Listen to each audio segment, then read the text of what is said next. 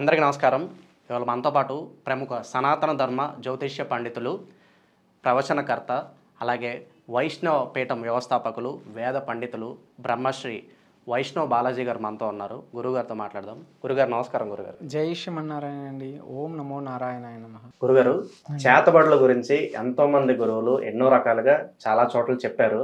వశీకరణాలు కావచ్చు, చెడు పూజలు కావచ్చు, వీటి గురించి మరి ఇవన్నీ నిజంగా ఉన్నాయా? అలాగే శత్రునాశనానికి సంబంధించి ఒక వ్యక్తికి సంబంధించిన ఫోటో కావచ్చు, వెంట్రుకలు కావచ్చు, ఇవన్నీ ఉంటే శత్రునాశనం చేయొచ్చు అని చెప్పి అంటున్నారు. మరి ఇవన్నీ ఎంతవరకు నిజం అంటారు? ఏమండి, సాధారణంగా వచ్చేసేసి చేతబడి వేరు, అందరూ చేతబడినే వచ్చేసేసి చెడు ప్రయోగం అనుకుంటారనమాట. చెడు ప్రయోగం వేరు, చేతబడులు వేరు. చేతబడులు అనేది ఇప్పుడు మనకు ఇంటికి ఒక గోత్రం ఉంటుంది, ఇంటికి దేవుడు ఉంటాడు, మనకు ఒక గురువు ఉంటాడు. అంటే కనుక మన ఇంటి దేవుడు ఒకరు ఉంటారు, గ్రామానికి ఒక దేవత ఉంటుంది. ఆ విధంగా మనకు రాష్ట్రాలు 29 రాష్ట్రాలు ఉన్నాయి. ఈ ఒక్కొక్క రాష్ట్రాల్లో ఒక్కొక్క పద్ధతులు, ఆచార వ్యవహారాలు ఉన్నాయి. ఇది ఎట్లయిపోయిందంటే దుడ్డు సంపాదించుకోవడానికి ఇప్పుడు అందరూ అన్నీ నేసేస్తున్నారు.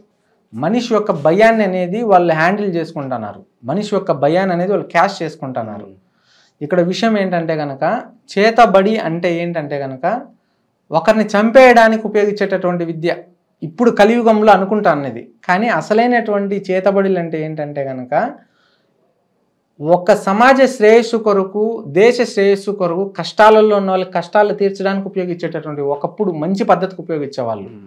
ఈ విద్యని అనారోగ్యవంతులకు ఆరోగ్యం ప్రసాదించడానికి, ఎవరన్నా దూర ప్రాంతాలు పోతే అప్పుడు టెక్నాలజీ లేదు కదా, వాళ్ళు ఎక్కడున్నారు, ఏం చేస్తున్నారు, ఇక్కడి నుంచి వాళ్ళకి అక్కడ మహిమలు చేసి వాళ్ళకి తిండి తీర్థము అంతా కలిగేటట్టు, ఒక ప్రాంతంలో సమస్యలు ఉన్నాయంటే వాళ్ళ సమస్యలు పరిష్కరించేటట్టు ఒక శక్తిని అక్కడికి పంపించి వారికి మంచి జరిగేటట్టు ఉపయోగించేవాళ్ళు. ఇప్పుడు ఇది రాను రాను కాలం అనేది చెడుకు చేసేసేసారు.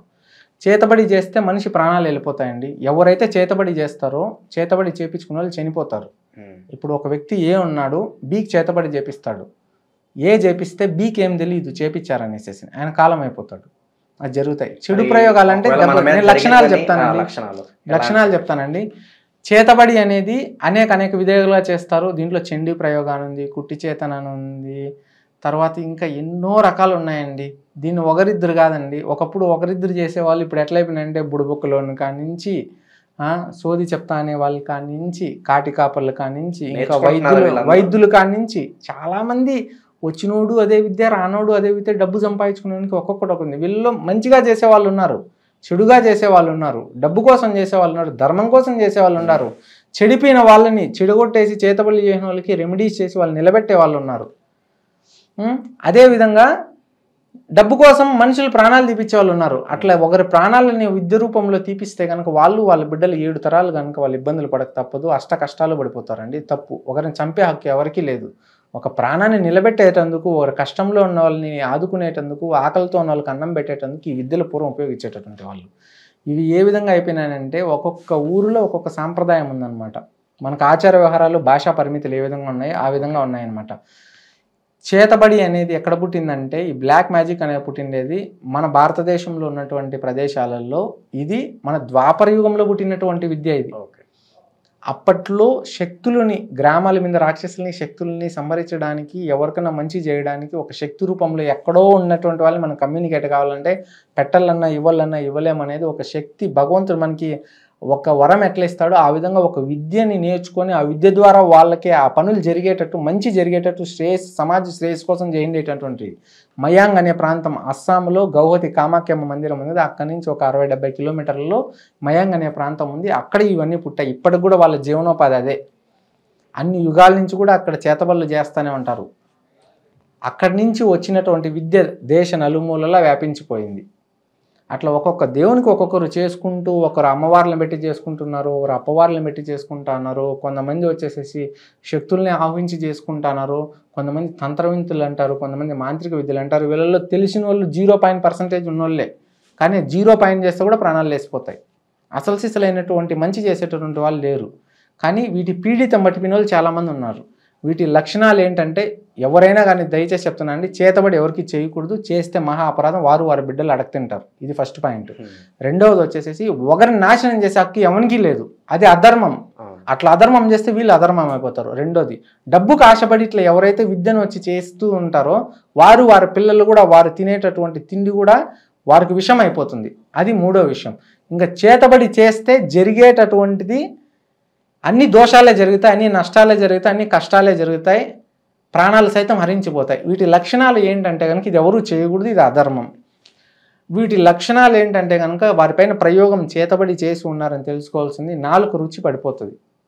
నాలుకకు రుచి పడిపోతుంది, టేస్ట్ తెలియదు వాళ్ళకి. రెండోది అతి కోపం, అతి ఆవేశం వచ్చేస్తూ ఉంటుంది. చిన్న చిన్న విషయానికి కోప్పడిపోతూ ఉంటారు, ప్యానిక్ అయిపోయి భయపడిపోతూ ఉంటారు, ఏమైపోతుందో ఏమో అని చెప్పేసేసేసని అతి భయపడిపోతూ ఉంటారు. అతి కోపం వచ్చేస్తుంది, తలంతా లాగేస్తూ ఉంటుంది. వాళ్ళందరిలాగా ఉండరు, ముఖంలో జీవకళ అనేది ఉండదు. అంటే ముఖం ఉంది కదండి, దీంట్లో కళ అనేది అస్సలు ఉండదు. వాళ్ళు ఎప్పుడు ఎట్లా ప్రవర్తిస్తారో వాళ్ళకే తెలియదు, మెంటల్గా అయిపోతూ ఉంటారు, ఏం చేస్తుంటారో తెలియదు. ఉన్నోళ్ళు ఉన్నట్టుగా అనారోగ్యం పాలైపోతూ ఉంటారు, బాగా ఆరోగ్యంగా ఉన్నోళ్ళు అనారోగ్యం అయిపోతూ ఉంటారు. మంచి పొజిషన్, కెరీర్లో హైక్లో మంచి పొజిషన్లో ఉన్నాడు, ఏ దమ్మున కింద నేల పడిపోతాడు. వ్యాపారాల్లో మంచిగా ఎదిగే వాళ్ళు కింద డౌన్ఫాల్ అయిపోతూ ఉంటారు. అనుకోకుండా రథ ప్రమాదాలు జరిగిపోతాయి, ప్రాణాలు సైతం హరించిపోతాయి. వీళ్ళకి ఏమీ తెలియదు, అన్యం పుణ్యం తెలియదు, ఎవడో ఏదో శత్రువుని పెట్టుకుందానికి ఇవి జరుగుతాయి. ఈ విధంగా చెడు అనేటివి చాలా జరుగుతాయి. మనిషి జీవితకాలాలు తగ్గిపోతాయి, కాలు చేయి పడిపోయేలాగా చేస్తారు, మనిషికి కంటి చూపు కోల్పోయేలాగా చేస్తారు, ప్రాణాలు హరించిపోయేలాగా చేస్తాడు, జబ్బులు వచ్చేటట్టు చేస్తారు. ఒక వ్యక్తికి ఎన్ని విధాలుగా ప్రాణం లేపడానికి ఎన్ని మార్గాలు ఉన్నాయి, అన్ని మార్గాలను చేతబడిలో, అంటే ఒక కేసు కాకుండా ఒక కాంటాక్ట్లెస్గా ఒక వ్యక్తిని ఉపయోగించుకునేసేసి వాళ్ళ మీద ప్రయోగం చేసేసేస్తారు. అన్ని విధాలుగా దెబ్బలు తినిపోతారు. పిల్లలు చెప్పిన మాట వినరు, సరైన దారిలో నడుచుకోరు, బాగుండేటోడు చెడిపోతూ ఉంటాడు, వారు బానిసగా గురి అయిపోతూ ఉంటారు. మద్యానికి కానీ ఇంకా వచ్చేసేసి ఇంకా జూదానికి కానీ లేకపోతే స్త్రీలకు కానీ బానిసలు అయిపోతూ ఉంటారు. తల్లిదండ్రులు ఎంతో గొప్పగా పెంచుకుంటారు, పిల్లలు పనికి రాకుండా తయారైపోయింటారు. వీటిలో అనేక రూపాలు ఉన్నాయి. ఈ చెడు ప్రయోగాలు అనేటివి చాలా ఘోరమైనటువంటివి. దేవునికి అస్సలు పూజ చేయలేరు, దేవుని పూజ చేసేదానికి వాళ్ళకి మనసు రాదు. కోపం ఎక్కువ వచ్చేసేస్తుంది, ఆవేశం ఎక్కువ వచ్చేసేస్తుంది, చెప్పిన మాట వినరు, ప్రమాదాలు జరిగిపోతాయి, అనారోగ్యానికి గురైపోతారు, శరీరం బాగా వ్యాపారాల్లో నష్టాలు వచ్చేసేస్తాయి.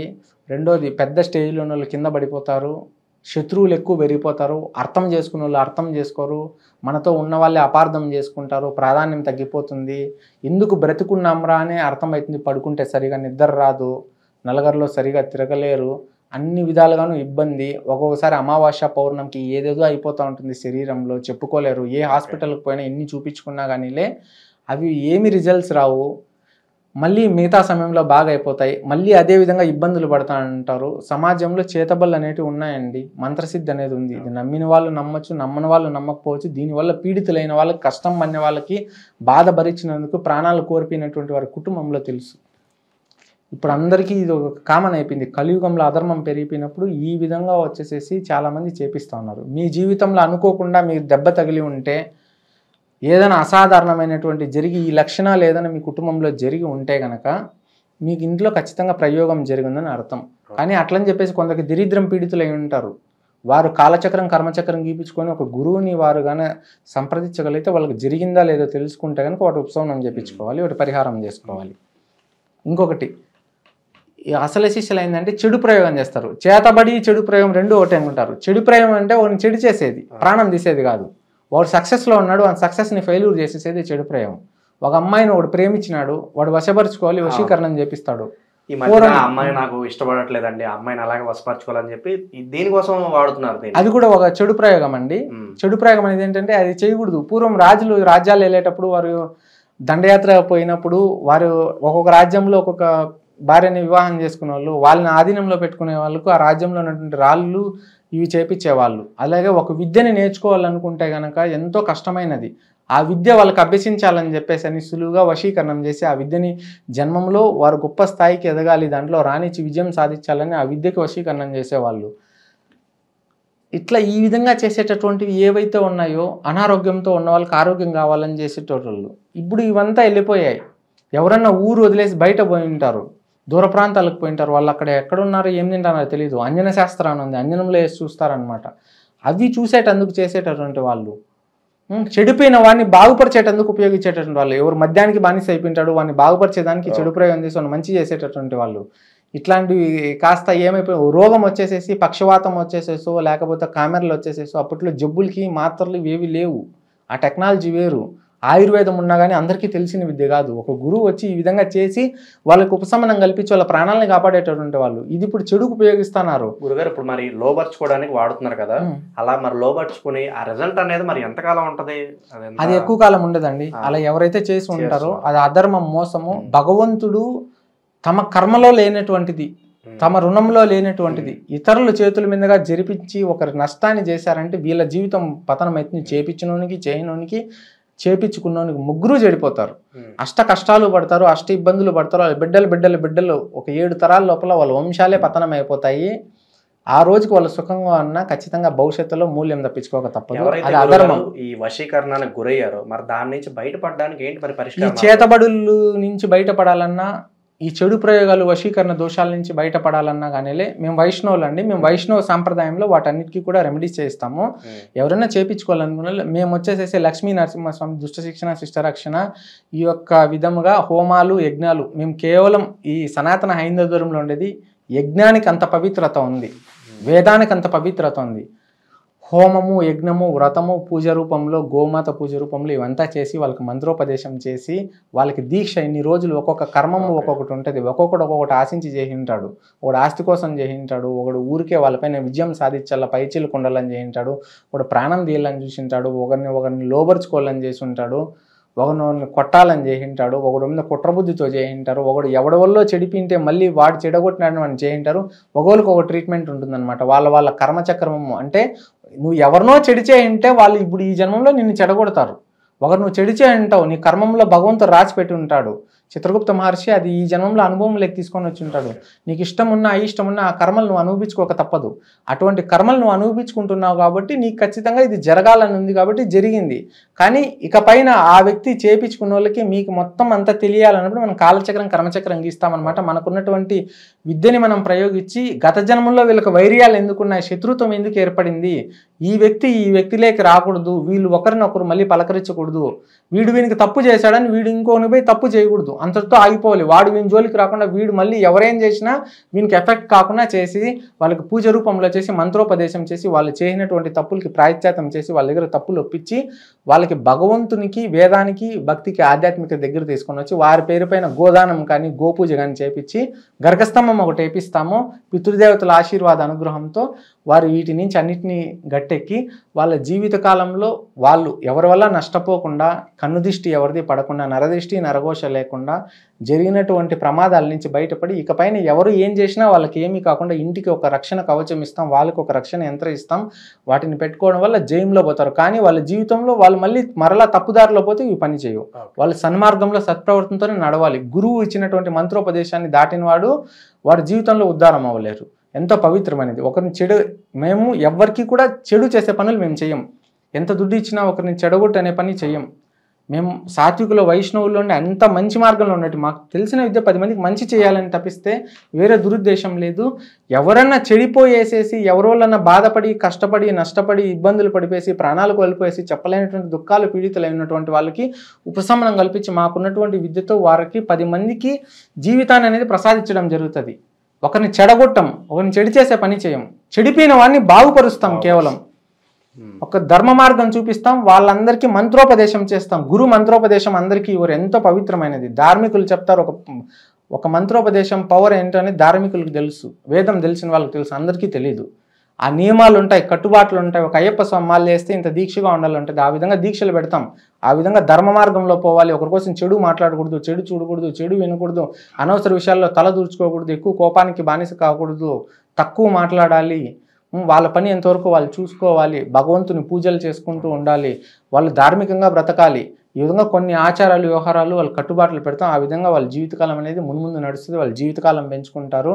వాళ్ళకి వేదానికి, వారు పూజకి, భగవంతునికి, ఆధ్యాత్మిక భక్తికి లోబడి వారి జీవితంలో ఉన్న కష్టాలన్నీ తొలగించుకొని పాము గరవాల్సిన దగ్గర చీమ గరిపించుకొని ప్రాణం పోగొట్టుకోవాల్సిన దగ్గర ప్రాణాన్ని నిలబెట్టుకుంటారండి.